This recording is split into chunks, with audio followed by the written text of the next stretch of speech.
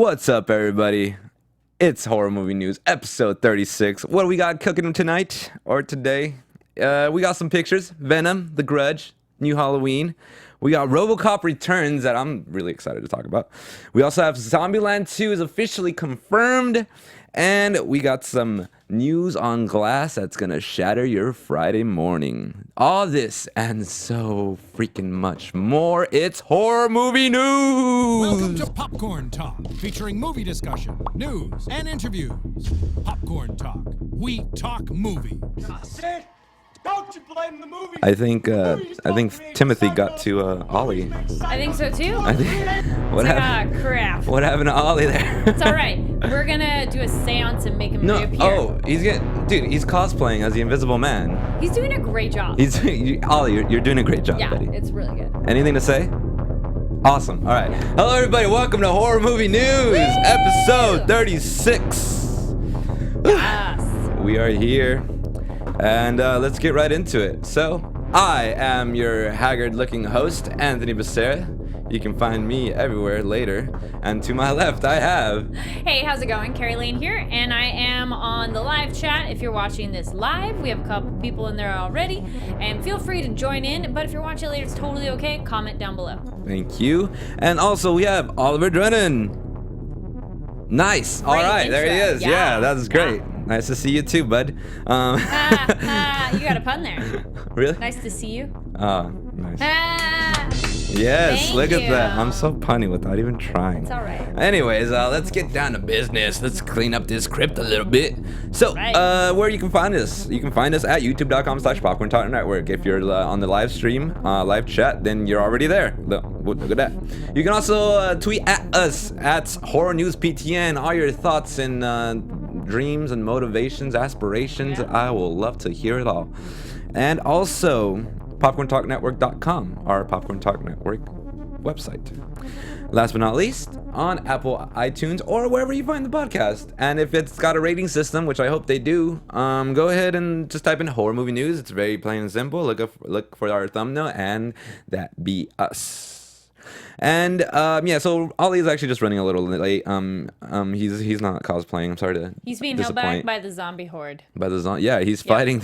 He's fighting through his the way zombie here, horde. which ties into a couple of our movie announcements and trailer stuff. So I dig it. that's why. Right on. He's method. Yeah, he's show. straight method. Super method. I like that.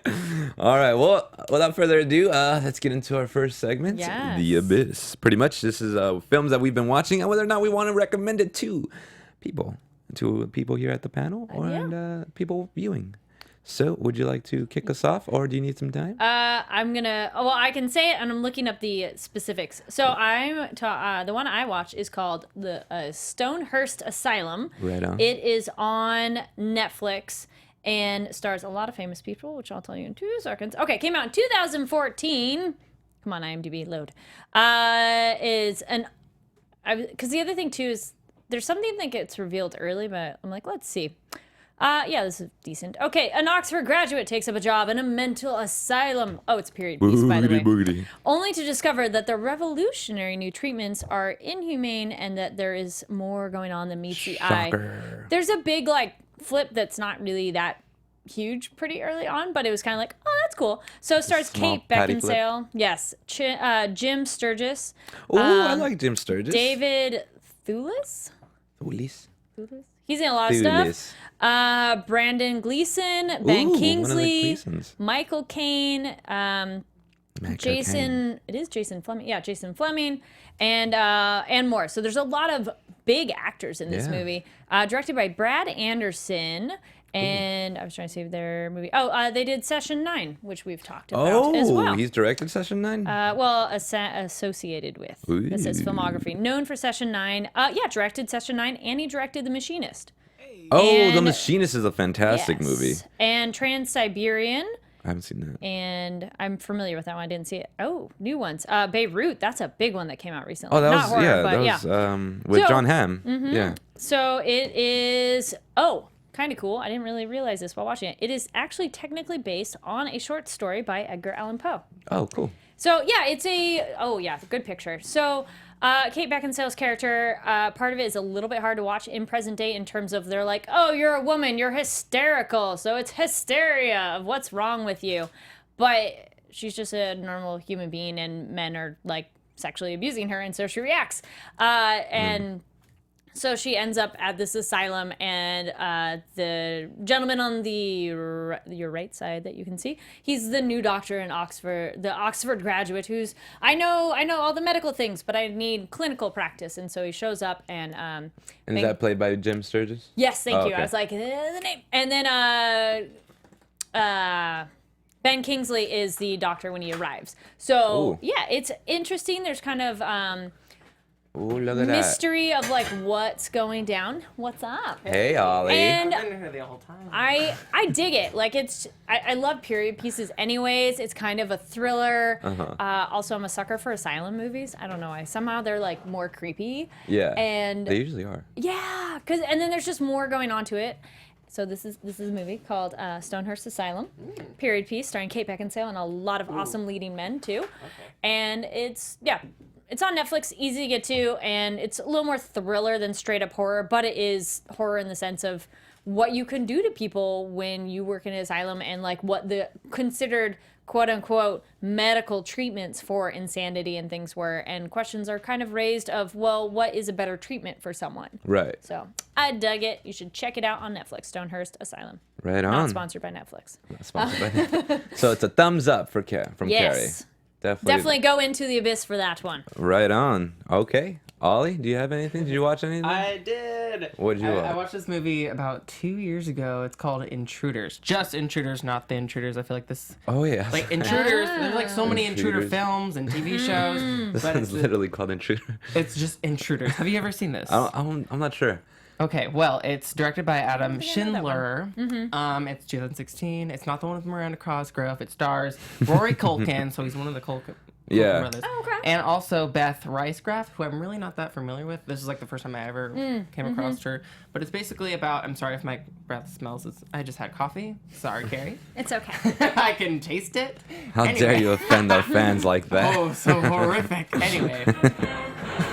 Right? Yeah. Sorry. Anyway, this film is about Anna, and she is taking care of her brother, and she actually has agoraphobia, which is when you are afraid to leave the house. Yeah. Yeah, and this guy... Large spaces. Yes, too, yes. right? Yeah. And she is visited by this guy who gives her food because he's kind of like, not the caretaker, but he's the one... She can't leave the house. She can't get groceries. But we later... throughout the film, find out why exactly she has this fear and all the mysteries behind the house and her father. But this isn't really spoilers because this is a huge part of the plot. Her brother dies, and she doesn't want to go to the funeral. And so, come to find out that Rory's character isn't that great because he gives these other three men the idea that there's money within Anna's house. And so... Bad things happen. Yes. But not to spoil anything, Anna, she can take care of herself. Okay. Let's just say that. And it's a really solid film. I think there are some negatives that I would kind of be like, eh.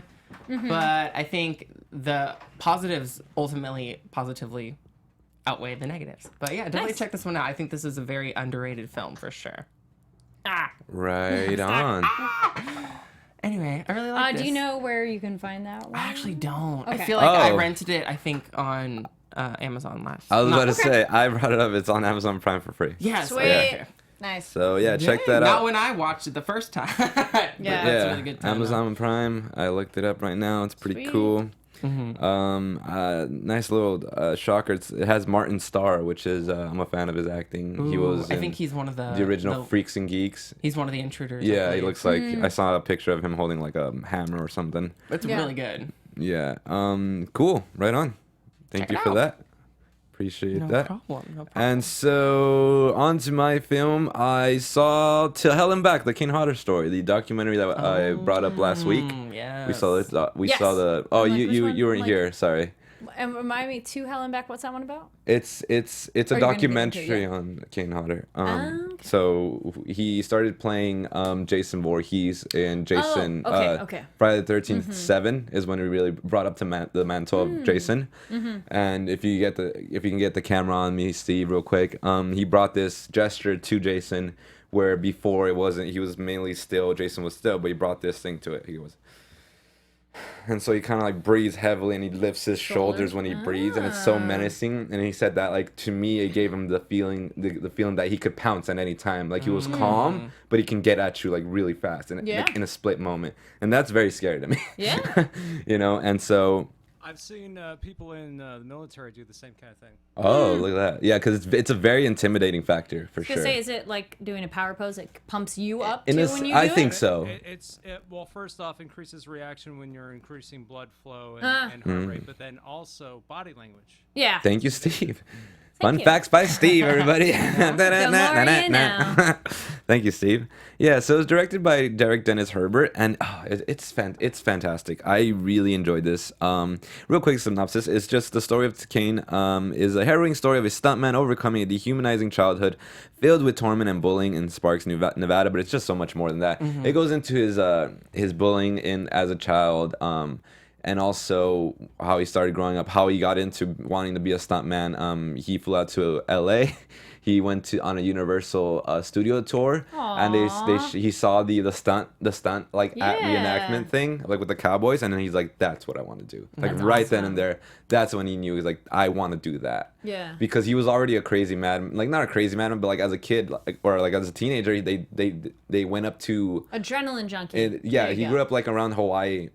It was in this military base, and so he was an adrenaline junkie, and he climbed up to this like the 35th floor of this this building, and he hangs off. He goes off the railing and he hangs off the side of the building. Nothing behind him, just air and like a 350-foot drop. And he goes to his friends, like he's holding on, right? And he goes to his friends, "Hey guys, what's up?" And he grabs back on, and his friends are just like, "Don't do that." And then he's like, "Don't do what? What are you talking about?" And then he grabs on, and then his friends just freak out and just run. Wait, is this just on run video? away. Yeah, no, it's not on video, but he tells you the story, and you can imagine it clearly. And then like he said that moment when he realized that he scared his friends, that's what he wanted to do. Nice. The fact that he was able to get that like reaction from them was like really cool, and like that's what he wanted to do. And so you see how he did like background work and how he got into the business. Yeah. It's such a fantastic documentary. I highly recommend this movie, especially if you're a fan of Friday the 13th or just Kane Hodder in general, or even the Hatchet series, which I personally love so much. We had someone in the chat mention that. Yeah, he was fantastic as Victor Crowley. Oh my God! And he's actually one of the he's on record for being the man who's killed the most people on film with his bare hands, which I thought was really cool. And they go into like his like favorite kills and stuff. And I gotta say, he's by far the best Jason Voorhees in my book. And also he's truly an inspiration to just so many people who like he suffered a really harsh burn. He lit himself on fire, and it was this thing that went wrong. Yeah. He almost died because of it. He on top of the burns, on top of being burned and almost dying from the burns, the hospital he was put in was so shitty that like they couldn't properly care for him, and he was there for 6 months. And after 6 months, they're telling him that he got a staph infection. He's like, yeah, he's probably gonna die. Wow. And then his parents are like, he's gonna die from the burns. 6 months later, it's like, no, he has a staph infection. Wow. And then they go, and then after 6 months, the doctors go, we're gonna take him to a burn unit, a specialized hospital in San Francisco for burns. And his father almost killed the man. I would have killed the man, because that's ridiculous.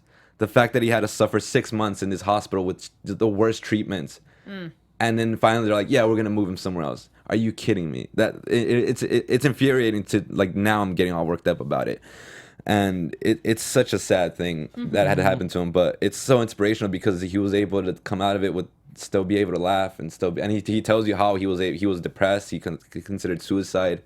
And he was able to see another victim laughing and stuff, and he was like, at first he was like, screw that guy, he's happy, like he has no idea what I'm going through. And then the guy he's looking at kind of like lifts up his shirt for a bit, and he sees the burn scars, and then he's like, wait a minute, he does know what I've been through, and he's still able to laugh and be happy. And then like, well, I could, then I can do it. And then once he gets something in his mind, he just goes off for it. I could keep talking on it for a while, but definitely check it out. It's very inspirational. I really liked it. I have such a deep respect for this man.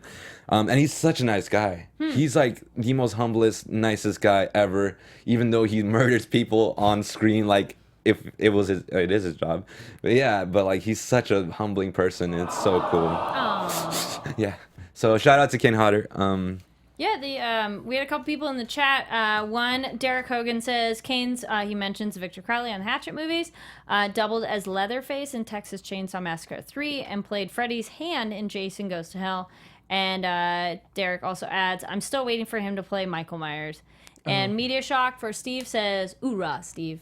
Right. I know I didn't do that great, but you know. Hoorah. All right. There we go. All right, so now we're going to start a little segment. It's our horror history segment. But it's going to be a little different here. I'm going to time myself so as to not go off the deep end and talk too much about this. But I mentioned last week that we were going to do The Phantom of the Opera from 1925. I was able to find it on Amazon Prime, as well as there's some free versions of it on YouTube. But being the dumb purist that I am, I wanted to find the original, and it was about an hour 46 minutes long. I mean, I have seen it in the past already, and I just rewatched it this morning. So I'm just gonna get into it, and there's gonna be a little music from the film, and also a timer that you're gonna hear. So right. Steve, when you're ready, just let me know.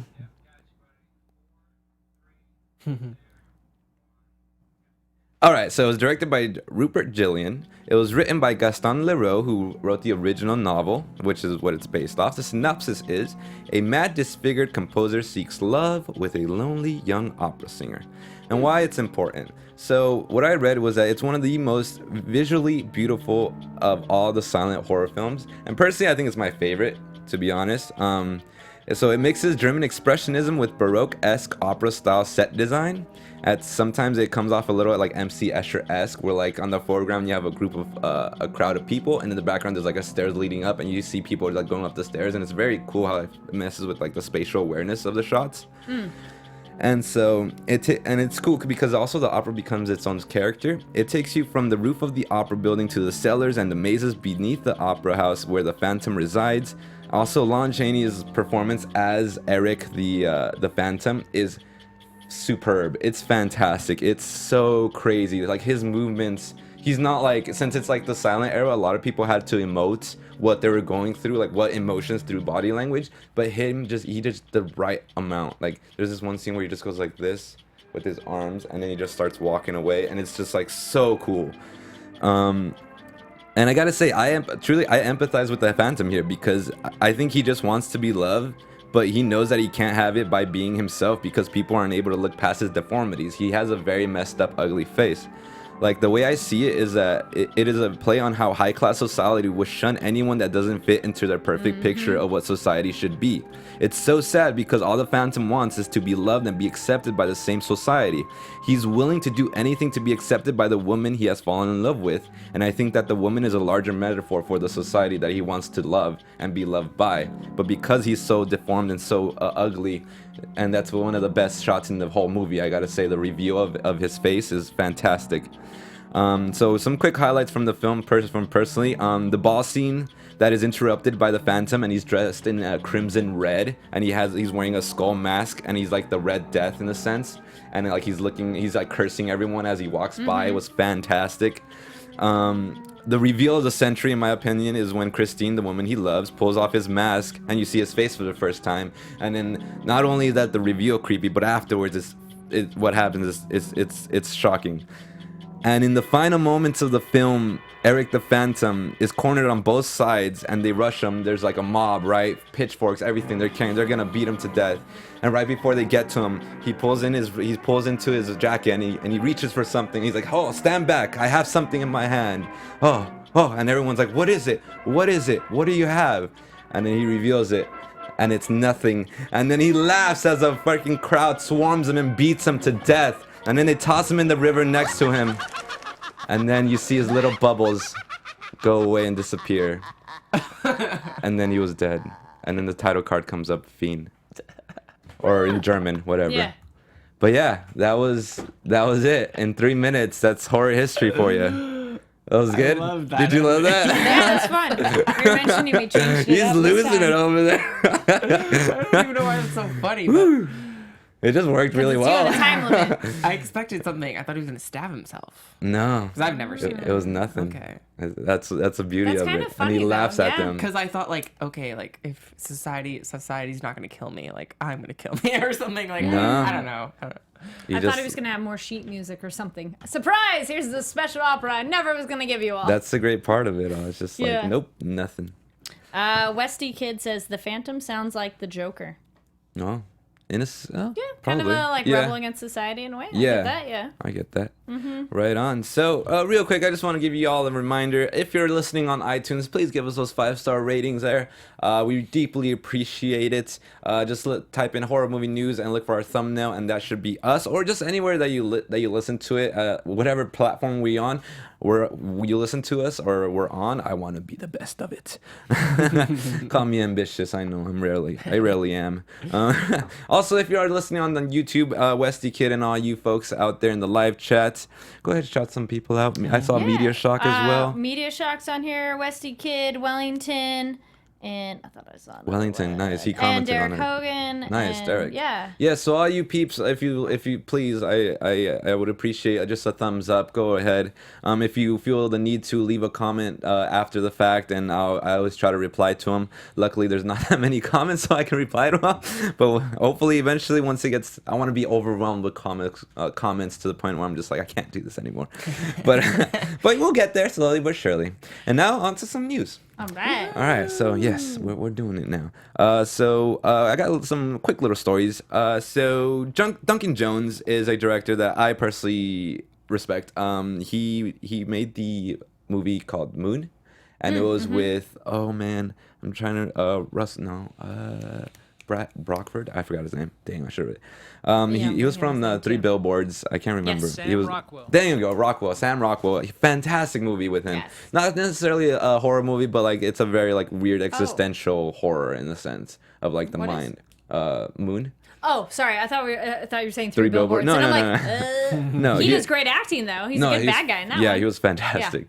He directed Moon, Source Code, Warcraft, and Mute, which recently came out. Yeah, so he's going to be adapting this film. It's adapting a comic book that is written by Gary Finley Day and Dave Gibson for 2000 AD Comics called Rogue Trooper. And so the comic was started back in 1981. Excuse me. And it follows the adventures of Rogue, a genetically modified infantryman that's basically a super soldier. And he has blue skin. He's immune to all toxins, can withstand being dipped in acid for like ever, and it's just an all-around badass. From what I get from it, this is a really cool part though. He has 3 comrades in the form of biochips, right? And think of it in the sense of like Cortana with Master Chief, if you ever played that, where like it's embedded in his suit, but like pieces of his things are his homies in a sense. Like there's one he calls Gunnar, which is mounted on his rifle. There's one called Bagman, which is on his backpack, and the third one's called Helm on his helmet. I'm like, these are very creative names. Right? But hey, easy to remember. Right? And so these biochips can download the entire personality of a GI at the moment of their death to be retrieved later for like anything, information or whatnot. So that's a little weird how it's worded. So I think what it's saying is that like these biochips are able to possibly upload memories or personalities of fallen people that they see somehow, and then keep that for later. So in case like to relive what they were going through. I don't know. Very vaguely makes me think Altered Carbon, that Yeah. if someone's dying, you can cut out who they are on the chip, whatever, and take it and put it in a new body later. Yeah, in a sense, it has that same sort of concept. Yeah, where it's like the transference of consciousness. Yeah. Yeah. It's a way to keep someone alive, quote unquote. Yeah, in a sense. Yeah. Keep their memory alive. Literally. Ah, yes. Yeah, so keep an eye out for that one. It's just news that he just got the assignment for it, so it's like Cool. it's gonna be going to production and whatnot. It just sounds really cool and original, so I'm down for that. Next up, we have a new Halloween picture. It's pretty much a picture from David Gordon Green's new Halloween film that's being released on October 19, 2018. It's just Mike Myers looking menacing as heck, you know? Like he's gonna just cut you up into pieces with that little knife of his. Yep, I'm super excited because we're definitely gonna find out some info on Comic-Con. Yeah. So I'm not gonna be there. Like, I'm not gonna do press for it, but like, there was gonna be some things dropped. I don't know if there's gonna be a new trailer. There's but gonna be so much news coming out. I can't. I was like, it's gonna be so overwhelming. We'll see what we can That's what's say. amazing about it. survive I know, this right? weekend. Who will survive this weekend? So real quick, next order of business. I'm actually pretty excited for this. We have a picture of Venom, and it looks gosh. great. That looks good. It looks so good. It's a more realistic-ish one because I was like, isn't his head a little more like oblong? But I'm like, no, this looks like a normal person's head that. Because they've done that a few times lately of making a comic book thing work in the real world. I go, man, I buy that more. Like, that's a person with a suit on, like a living entity on them. Right. Yeah, I think they did a really good job with Venom for sure. That Like CG, the wet, the oil. Oh, it looks, and you Yeah. can't really tell because of our screen, but like for YouTubers can see it better. But he has veins just all over his shoulders and everything. Yeah. You can see it. It's Them really teeth. gross. Yeah, he kind of looks cute. Like, he looks adorable. That's what I mean, the rounded head, Like, it looks different. The squishiness of it. I don't know. You Those just kind of want to teeth, squeeze too. him. Yeah. Like, he looks really happy. There's a fun fact here that I read. Todd McFarlane was actually the first to draw the character for Marvel Comics in Amazing Spider-Man's issues number 298 through 300. Oh. So I thought it was really cool. I'd be curious to see if that predates Spawn. Yeah, who knows? I don't know. Yeah, I don't know. I think it does. I don't know my comic book history. Get on the Google. Because Spawn's more new, is a lot more recent. I want to say Spawn is in the 80s, though. Really? I don't know. I have no. Granted, I'm not that familiar with Spawn. My phone battery is getting low, so I can't do it. Show me look it up. low. I'm look it up. All right, whip it out. Wait, Actually, what? I'm gonna pause you real quick. A quick news thing. I don't have a picture for it because it's exciting. Just little news. Castlevania is coming back October 26th to Netflix. They announced that at Anime Expo, which I was at a couple weeks ago.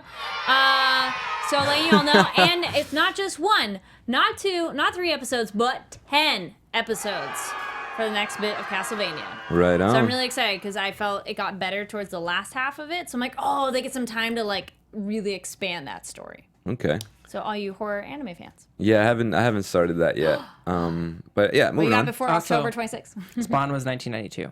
Okay, early 90s. There you go. Cool. All right. So so there was that picture on top of some quotes by Tom Hardy himself.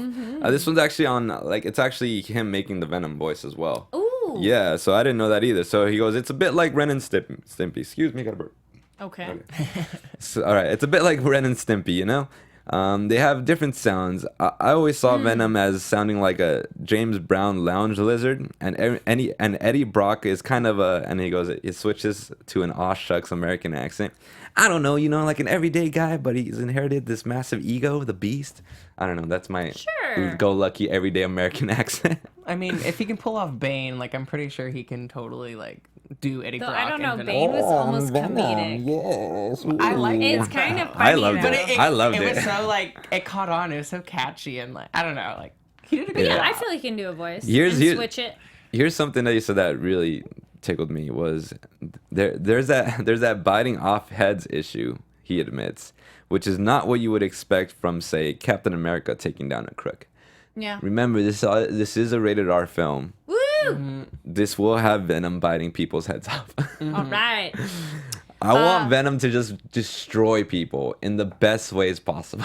Rip him to shreds. Yeah. Because we haven't Do seen it. any of that, and I think they're holding their bag of gold until the very last trailer, where they're just Yeah. gonna be like, "Here's your red band trailer." Okay. Boom. And then they're just gonna be like, "Ah!" It's gonna go nuts. I'm hoping. And also, Ruben Fletcher had this to say about how their approach to how the symbiote and everything Yeah. goes. So we talked a lot about a werewolf and what it is when you get infected by a werewolf. But this is really about a relationship between two people who have to work together to create this hybrid symbiotic relationship.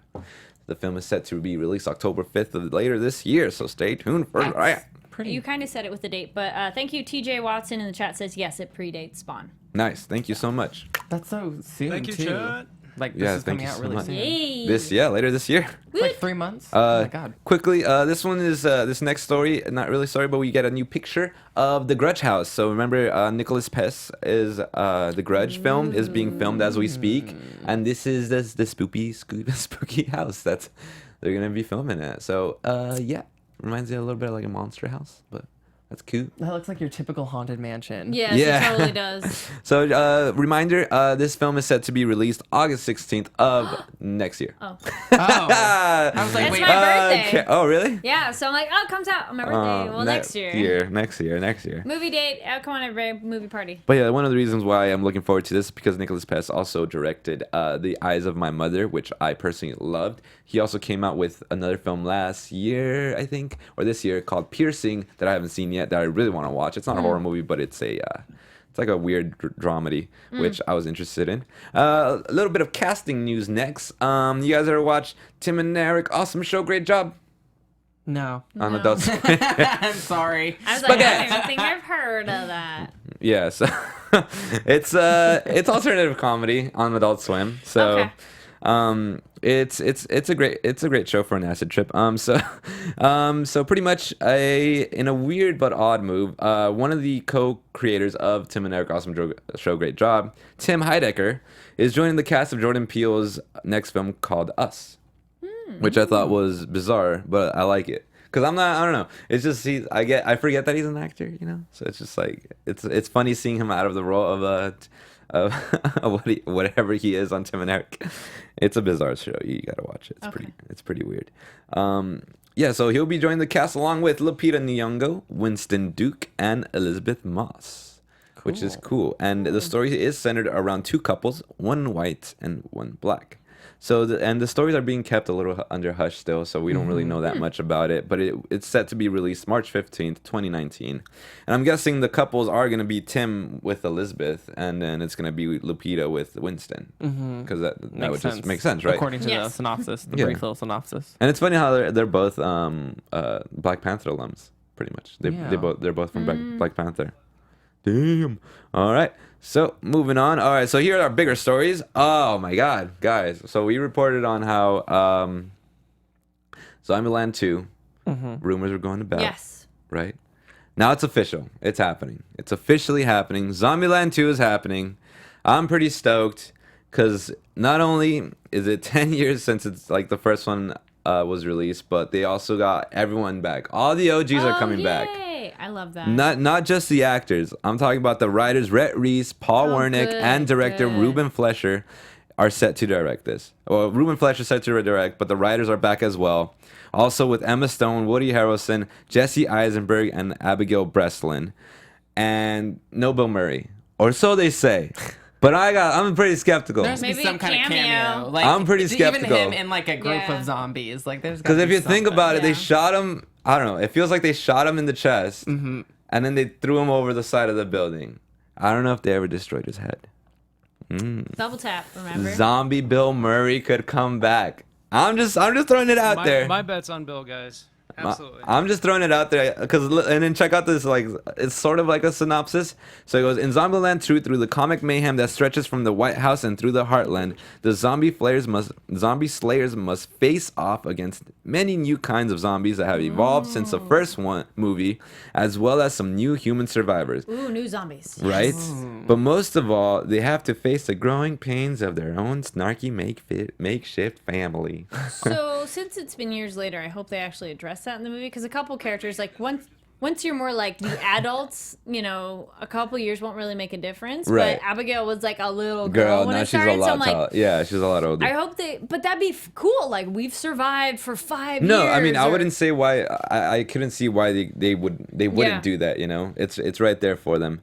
Yeah. So yeah, it's set to be. Oh yeah, Wellington just kind of asked in the chat, are they going to time jump it? Yeah, I hope they address like, yeah, we've been on the road this long, we've done it for this long. Yeah, I'm pretty Just sure. something. Especially with the evolution of like the zombies they're talking Yeah. about. Yeah. It sounds a lot like a film adaptation, a funny film adaptation of like Left 4 Dead, the video game. Yeah. How there's 4 survivors and then all the different types of zombies. So Yeah. I'm just like, we're gonna see some boomers, maybe some witches. I was thinking like Dying Light too, how they have like those kind of evolved zombies that come out at night and are more like faster, like stalkers and everything. Because in the first one, they just Did they run? They ran, yeah. They did run? Yeah, no, they there ran. were some. There were some that It ran. kind of They did depended run. I on like remember. what your actual body was when you died. Yeah, it was pretty scary. Yeah. Yeah, so it's set to film in January 2019, and hopefully for an August 19th release, so it could be hitting on its 10-year anniversary. So it'd be Cool. literally like, and it'd be releasing the Oh, that'd be same. awesome. Yeah, it'd be releasing 10 literally the same date, just 10 years later. I That's believe. crazy. Yeah. Don't quote me on that, but yeah. Okay. Live chat, check that out if you can. Oh yeah, so this next one also gets me a little excited. There was some haters when I brought it up to them, but yeah. So Neil Blomkamp, he's directed District 9, which I think is possibly one of my favorite So sfi-fis of all good. time, and also Elysium and Chappie. And they were okay. they were all right. And then he also did a bunch of he went away from the Hollywood scene for a bit, and he started doing his own short films on YouTube, and they're fantastic. If you haven't seen him, go to Oat Studio on YouTube, and he has like a bunch there's one called Firebase. There's a bunch, and it features like those really good CGIs that you see in District 9. So he's like kind of set himself up as like a sci-fi director. So now he's doing Robocop Returns with for MGM, and I'm a pretty good fan of the original Robocop. I can't remember Robocop 2 as much, but Robocop 1's definitely where it's The at. remake wasn't horrible. You saw that? Yeah. Okay. When Well, was that? Right? it was 2014. Okay, yeah. I was like, wasn't that long ago? It was 4 years ago. Yeah. Like, but I didn't really have any attachment to the old one, though I did watch that one as well. It's one of those, they're different. But Yeah. the remake wasn't like, oh, it's so bad. I was like, no, it's fine. Oh, okay. I just feel like he does such original work. I'm surprised that he's doing like a RoboCop film, but whatever. Oh. Good for him. More That's power true. to you. I mean- I love originality in Hollywood, but Yeah, he was set to Yeah. direct the Aliens film, but that kind of fell through because what's his face, Scott, was being a little douche. Anyways, original. So yeah, so here's what like I really liked about it. So the original writers Ed Newmere and Michael Miner are executive producing this. Ooh, okay, that's good. And also Justin Rhodes, who co-wrote the current Terminator, that's filming right now, is rewriting the script for the original. He's rewriting the script for this. That it was an actual original planned sequel to the original RoboCop that never happened, and it fell through. And you're wondering, but there's a RoboCop 2. I know there is, but it was written by Frank Miller.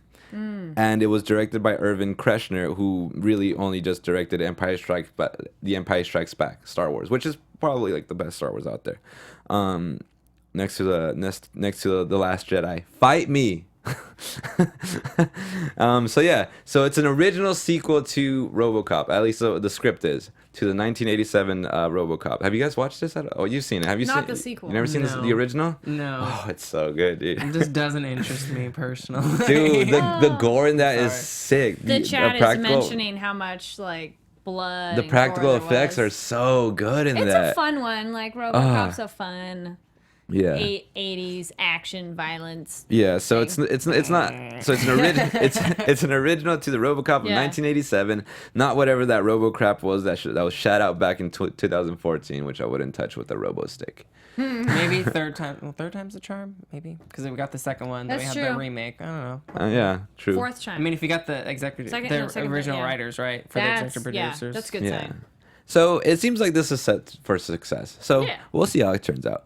But I'm definitely keeping a close ear to the ground for that one. And another story, moving on. So there's a film coming out that's recording right now called The Dead Don't Die.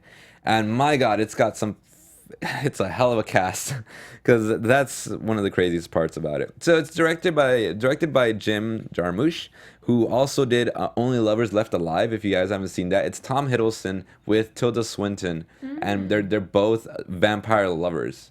And it's like a nice like a modern take on vampirism and Yeah. everything. So now he's set to direct this zombie subgenre horror film called The Dead Don't Die.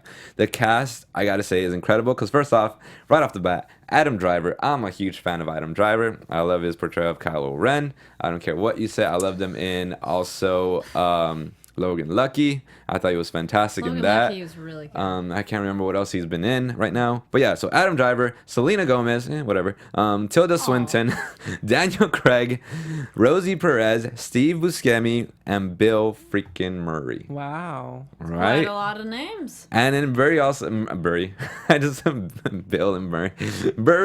Murray also let it slip like not too long Is ago. that the picture? This year, what was that? Oh, I saw a picture of Bill Murray as a zombie, but I wondered No, if that was the Zombieland. that's Zombieland. Okay. Yeah.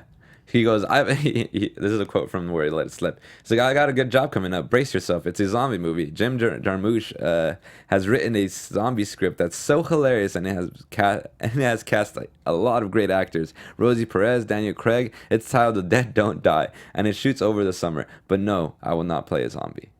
So that's coming out of Bill's mouth.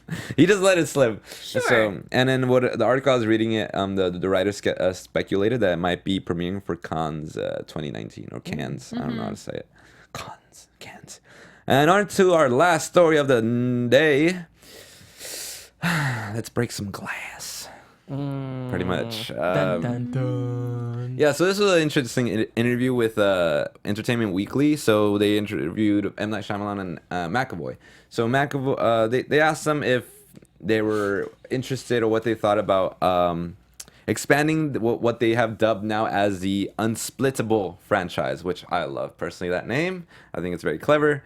And McAvoy had said this to say, I can't speak for Night. I would like there to be more. I think there's definitely the potential for more in terms of the roles that he's created and the rationalization for what a superhero or villain is. There's definitely room for more. But in terms of whether he would feel as fresh, I don't know. And M. Night Shyamalan had a completely different thing to say. He's like, how about I avoid that question altogether? All right. There's no good answer to it. I mean, look, I have two new ideas for movies, so I want to write those. Glass is the only movie I've ever done that's related to another movie I've ever done. So it's not a habit of mine. I like making up new things and trying new colors, so that's probably the best answer. Where my sweet spot is thinking of a new kind of story each time and trying to make it as best I can and seeing if it connects with the audience at the time. My God, why can't we get better directors like him? I'm tired of this franchise bullshit. Like, I want to go back to original standalone like films, how they were back like before. Just boop, there's one. Too bad you don't get any more. That's how you get, because that's how they create legacies. Imagine what Blade Runner was before 2049, like, you know, or what Star Wars was before the prequels, episodes 1 through whatever the fuck, you know, like they were encased in history, and it's just it's sad where we are, but whatever. That's just me.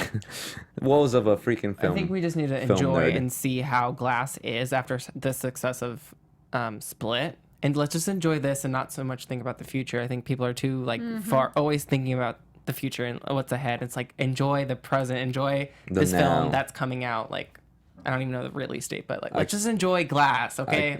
I completely agree with you. Yeah. And the same goes for Quiet Place. So it's just like, guys, I know. take a chill pill. Honestly, I don't think I want another sequel for like The Quiet Place. I just let it be. Good. It's one of those. Just let it be. Just let it rest. We also got some new photos for Glass. So there was a triple where showing the hero, the villain, and the beast all in the same, all in front of Sarah Paulson's new character. So you can see her right off to the right. I love the purple in the background, and I love how like they're color coded. You know, Sam Jackson, Mr. Glass is in purple, the beast is in yellow, and Dunn is in, what is that, blue, I believe. Yeah, which I think his color is green though. I'm not sure. I remember that the other picture it showed more colors. Yeah, on to the next one if you will, please. And we also had, let's see, Sarah Paulson's new character, which is that lady. Yeah, so she M. Night Shyamalan had this to say about that character. She deals with people that think they're comic book characters. It's kind of the modern day equivalent of I think I'm Jesus or I'm an emperor in a sense. She thinks that? No, as in she deals with patients who think that. Yeah. In a sense. Okay. But guess what? They kind of are. They are, yeah. Yeah. Which is funny because I saw in one of the comments for the pictures, like, why is Dunn in the asylum? Like, he can't prove that he's actually physically strong and literally can not be hurt by anything. Like, Maybe he's not in there to crazy. keep an eye on the other people. Oh, maybe he put himself in there? Yeah. Maybe he on purpose. Yeah, maybe. He's gonna pretend like he's not. Maybe. Yeah. I don't know. Or maybe some... Because if people know you are, then they want to prod you in all like the experiments or whatever. So maybe he's more keeping it Yeah. to himself. There's also pictures of Mr. Glass and that suit, man. Anna Taylor-Joy with James McAvoy, the Beast, and everything. Thought they were pretty cool. I'm not sure if they're up. If yeah, whatever. I'm done. Samuel L. Jackson just serving Professor Plum realness for iTunes listeners. Yes. Yeah, this show I thought was really cool with Anna Yeah, Taylor-Joy. especially them together. Like, what's And just, going on? Yeah, exactly. Like the empathy I feel from this photo is like, damn, it's really strong. And what's her role gonna be? Like, Exactly, that too. You know? Like what? Yeah, exactly. I don't. Because I think she really needs that like redemption arc. Because I wanted her to get that in Split, and I feel like they didn't give that to her. And hopefully they give that to her in this. Right. You know. Yeah. Because I wanted to see her like step it up, and they didn't really. They kind of it fell flat in Split. That was my only critique of Split. Yeah, she was very submissive in Yeah. Split and everything until like almost the very end. Also, they made it. It's funny. It's this is the world that we live in. There's a trailer announcing that there's gonna be a trailer at Comic-Con this Friday. Here it is. Woo! I'm Barry Reynolds. My name is Luke. See ya. The Beast is coming any minute now for you guys. Nice. Friday. It's a fucking joke, dude. Whatever. I mean, Comic-Con. But anyways, it's cool. Not that I didn't know it was gonna happen either way, you know. Like, but yeah. So, yeah. So there's a trailer for a trailer. But yeah, I'm pretty psyched. So that's gonna be blowing up everywhere. At least that's gonna cause tidal waves in the horror community. The internet's just gonna break. Yeah, people have been hounding him for trailers. It's like, where's the trailer? Like, even our own Neil Plumley on when he tweeted out the picture of them, the official poster of it. Like, he's like, this is great and all, but where's the trailer? And I'm like, bro, just fucking develop some patience in your bone, man. Like, Bro. come on. And also, we have a movie that's coming out this Thursday. I mentioned it not too long ago. It's called Office Uprising. And we wanted to show the trailer that show, but we ran out of time. So here's a trailer for it right now. It looks super fun. Yeah. It's a super fun, just like, in a sense, it's like in the stand. I can't help but compare it to Mayhem. I was just gonna I say. can't help but compare it to Mayhem. That's what it sounds like already. Like, But Yeah. more comedic and goofy. Yeah, not a lot more. Yeah. dark. or the Belko experiment. Or Yeah, I haven't seen that yet, and I want to. Okay. Yeah. They're all in the same family. It'd same be one vein. of those. If you like this vibe, and we're not saying they're similar in terms of like the movie, but the concepts. Yes. And that enough. And you the go, setting too. Yeah. Yeah. So there's an energy drink. Yes. Which is also a callback to, oh man, what's that? Mall Zombies, Steve? Mall zombies. Excuse me. Biozombie. Biozombie. Biozombie. Yeah, which I'm is down. fantastic. I like my energy drinks. That'd be dangerous. But I want to see how like the drug really works. You know, like. Yeah. Like, do they just see red and they're violent, or are they like actual zombies? Because I don't see anyone eating each other. They're like very conscious, but also like It's like Well, an, also, their judgment is skewed. Mayhem had. It was all things. Like, it was sex, it was violence, it was. There was Yeah. a few different things they did. This looks like just violence. Okay, got it. Also, Yeah, because there's no people boning in the background. Yeah, they didn't really make it, or at least there's, I know I've read the book, Stephen King's Cell. Mm-hmm. That one is one where there's a pulse that goes out through cell phones, and you either want to kill yourself, kill other people, or you're not affected. That's terrifying. Yeah. So I feel like it could actually happen. and this comes out on Crackle. Yeah, well, yeah. So thank you. So yeah, it comes out on Crackle and it's for free. Yeah, Crackle's amazing. So many people like sleep on Crackle. I sleep on it personally, dude. July 19th, guys. And it This comes out Thursday. July 19th this Thursday. So check that out. I'm probably gonna be doing that for my Abyss. So if you want to join me and like with your thoughts and share your thoughts in the chat as well, like if you've seen it, that'd be awesome. But yeah, that's the only trailer we got. And now with our last 30 seconds, real quick, we'll do some shout outs. Live chat, go. Yes, it died, but my phone died. But we're still looking at you all. We got Derek Hogan, Westy Kid, Media Shock. Where was that? I thought Samuel was in there for. Oh, Wellington, sorry. And TJ Watson. So thank you so much for joining in the live chat. It really adds all of it. Right and Westy Kid says, I love all of Stephen King's work. Right on. Thank you, Westy. Peaks and valleys, but yes.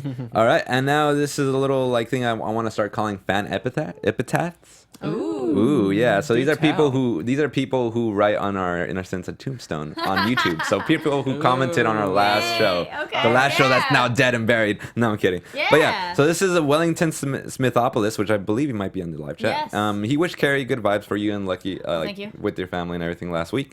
Teets, either he or she enjoyed the first Purge, and I get a little discussion about that. And Judy Ellen, my God, what a sweetheart. She goes, I look forward to this every week. Love it. Oh, yay! So nice. That makes us so happy. I gotta say, like that really truly affected me when I first read that, because it's hard to get feedback, you know, when you start off a show and like when you go so many weeks with like no comments on YouTube and everything, it's really hard to really gauge whether there's an audience for this or not, whether you're wasting your time or people are actually enjoying it. And to see just this one comment like this it really brings joy to my heart, and it really makes it all seem worthwhile, and it makes me want to keep going more and more. And I just gotta say thank you so much to all the fans. I really do it for you guys, and I do it for myself as well. And that's the most important part, to do it for yourself. Yeah, I just love horror, and I just want to infect the world with my love for horror, and you got another pun there. Yeah, that was on purpose. So before I start crying, all right, let's wrap up. Oh no. But yeah, Judy Ellen, you're a sweetheart. Thank you so much for tuning in. Hopefully you see this and you appreciate it even more. Thank you so much. My name is Anthony Becerra. You can find me everywhere at TonyBTony_. And yeah, go watch some horror movies. And Carrie, take it away. Yeah, you guys can find me online at Carrie D Lane. That's KARIDLANE. And make sure to be following me, because I will be going to Comic-Con tomorrow morning, and we'll be there all week. You poor soul. I'm excited. So excited. Gosh. I'll report back if there's any cool horror panels. There's a few that I was interested in that I was like, ooh, so I'll try to bring that back if I get to those. Dope. Get some free giveaways. Absolutely. Yeah, we'll hey see. guys, Sick. I'm Oliver Drennan. Follow me on all social media platforms at Ollie Dreamer. I'm also going to Comic-Con, so hit me up if you're going. I'd love to meet y'all. And also tune in Thursdays on AfterBuzz TV for the Cloak and Dagger After Show. Okay, and with that, everybody, have a great week. We'll be here next Tuesday. These guys are probably going to tell you all about Comic-Con. I'm going to tell you about some other movies. Oh, next week's Horror History, Dracula. From producers Maria Menounos, Kevin Undergaro, Phil Svitek, and the entire Popcorn Talk Network, we would like to thank you for tuning in. For questions or comments, be sure to visit popcorntalk.com. I'm Sir Richard Wentworth, and this has been a presentation of the Popcorn Talk Network. The views expressed herein are those of the hosts only and do not necessarily reflect the views of the Popcorn Talk Network or its owners or principals.